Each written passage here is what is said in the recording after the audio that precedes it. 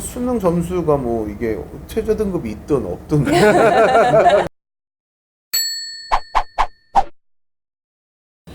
자, 수능 최저 등급 어떻게 완화해야 되는가, 완화돼야 되지 않는가라는 궁금증이 또 있으신 분들이 많아요. 수능 네. 최저 등급은 어떻게 생각하시나요?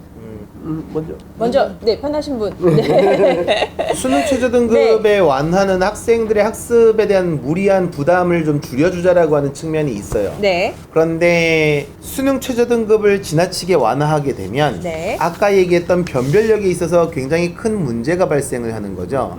그렇지 않아도 지금도 수시에서 면접 중심의 선발 방식 혹은 뭐 이제 학생부 중심의 선발 방식들이 계속해서 공격을 받고 있는 이 마당에 합리적인 방어를 우리는 무엇으로 하고 있느냐, 학교들은 봐라, 우리는 수능 점수로 학교들을 뭐 학교들을 전부 등급화하고 서열화하는 거는 아니다 할지라도 기본적으로 학교 간 격차를 수능을 보게 되면, 모의고사를 보게 되면 학교별로 최고 최저 평균 몇 점인지를 다 학교 간 비교가 가능해지거든요. 그러면 이를테면 가장 객관화되어 있는 시험 자체가 내신이 아니라 지금 뭐 학생부 안에서도 뭐 시비 붙고 있는 뭐 이거 줄이겠다, 저 항목 줄이겠다, 저 항목 줄이겠다라고 해가지고서 발표들을 뭐 많이 하고 있는데, 결국 그렇게 가게 되면 전국에 있는 학생들을 전부 다 뭐 줄세우기 방식 자체가 꼭 좋은 교육 방법이라고 얘기하는 것은 아니지만 수능이 전국 등수 뽑는데 지금 거의 남아있는 유일한 시험이다. 그렇죠. 뭐 이제 네. 그러다 보니 대학들의 입장에서는 수능을 어쨌든 선발하기 위한 지표 내지는 학교 간 비교를 하기 위한 지표로서 가장 강력한 툴로서 사용하고 있는 거 아니냐, 이렇게 볼 수 있는 거죠.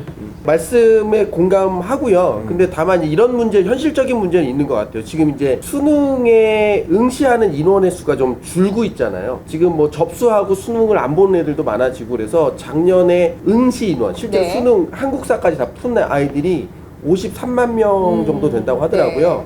근데 올해는 처음으로 50만 명 이하로 떨어질 것 같대요. 네. 그럼 이제 53만 명에서 3등급 받으려면 대충 한 계산하셨군요. 12만 등, 네, 예. 네. 12만 등 정도를 네. 해야 되는데 네.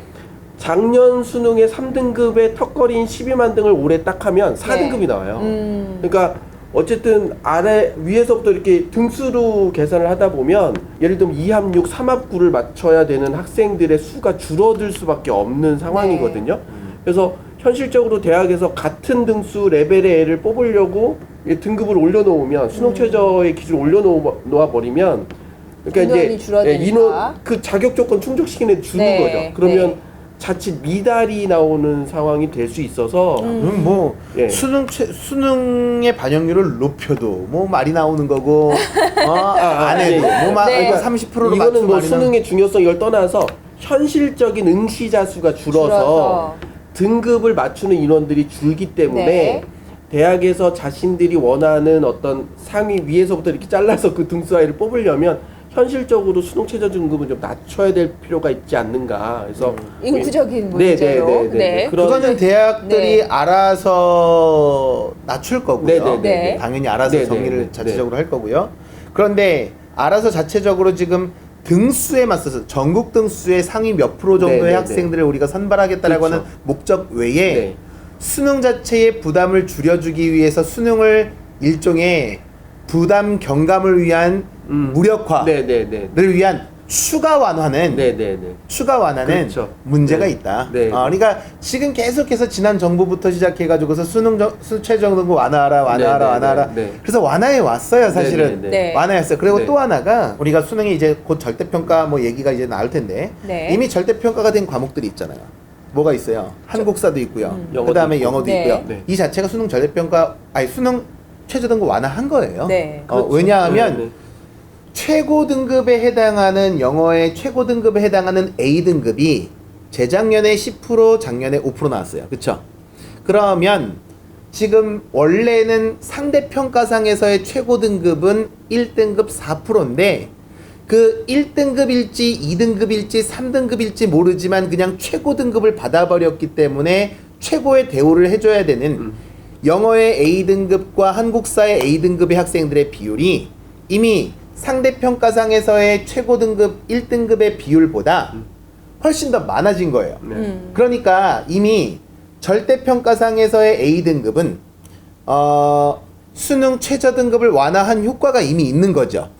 그러다 보니 절대평가로 가게 되면 이거 자연스럽게 완화되는 거예요. 근데 거기다 추가 완화를 갖다가 계속해서 요구하게 되면 무리가 되는 거죠. 그러니까 어쨌든 교육부나 이 정부에서 얘기하는 어떤 역량 중심의 교육 과정이라고 하는 뭐 그런 틀 속에서 그 수능이라고 하는 예를 들면 우리가 늘 얘기하는 상대평가, 전국의 등수를 매기는 이런 상대평가 기준을 너무 많이 적용하게 되면 지금 우리가 교육부가 추진하고자 하는 다양한 역량 중심의 교육이 무너질 수 있기 때문에 수능의 활용도를 좀 낮추자, 그런 어떤 제안으로 수능 최저 기준을 없애거나 완화하라, 이런 이제 지침 혹은 지향성, 방향성 이런 것들 제시한 건 맞는데, 사실 작년에 그 국민 400명을 모아서 뭐 수능 최저 기준을 없앨 거냐 말 거냐 그 대토론을 통해서 어떤 결론 나온 것은 뭐 현재 수준을 유지한다, 이런 어떤 얘기가 나왔기 때문에 뭐 하여튼 교육부는 수능 최저 기준을 없애고 싶어 할지 모르겠으나 현실적으로는 그럴 수는 없는 부분이고, 그런데 이제 대학이 현실적으로 자기가 원하는 어떤 적정의 어떤 경쟁률을 유지하기 위해서는 조금 수능 최저가 낮아질 필요가 있지 않는가, 그런 생각을 하게 되고, 내년까지는 사실 대학별 입시 전형이 다 시행 계획이 다 나왔잖아요. 근데 생각보다 그렇게 수능 최저 기준이 낮아지지 않았더라고요. 그러면 아마 내년에는 수능 최저 맞춘 아이들이 되게 입시에서 유리하지 않을까, 이런 생각들을 좀 하게 되더라고요. 아까 지금 말씀 중에 수능 최저에 대한 활용도를 뭐 낮추자, 너무 여기에 활용도를 너무 높여놨다라는데, 아니 어떤 하나의 원소스가 있으면 이걸 멀티 유징을 하는 것 자체는 저는 긍정적이라고 보는 거죠. 그래서 수능 점수를 가지고서 다양하게 활용하는 거는 나쁘지 않은데, 지금 이 수능의 논란의 또 한 축이 뭐가 있냐, 입학사정관. 그러니까 이제 지금 학생부 종합전형, 이제 학생부 종합전형의 선발 방식에 대한 문제가 있기 때문에 그것에 대한 대안으로서 수능으로 회기가 맞느냐, 그게 맞지 않느냐, 자꾸 이 논란의 문제가 되는 거지. 수능 자체는 뭐 예를 들어서 대학들이 전부 다 다양하게 학생들을 선발할 수 있는 궁극적인 자율권을 가지고서 학생들을 선발한다라면 수능 점수가 뭐 이게 최저 등급이 있든 없든 인구의 구조적인 문제로 등급을 낮추는 거는, 등급을 완화하는 것은 조금 찬성할 부분이지만 지금 자체만으로도 뭐 난이도나 아니면 줄 세우기 부분에 있어서 더 낮출 필요는 없다라는 걸로 정리를 하면 될 것 같죠. 네.